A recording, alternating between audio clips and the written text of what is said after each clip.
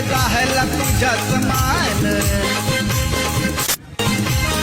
तुला कळले रोग निदान त्या रोगाच्या काळात सुना त्या रोगाच्या काळात ए थांब, हा बाबासाहेबांना आणलेला चहा परत घेऊन जा.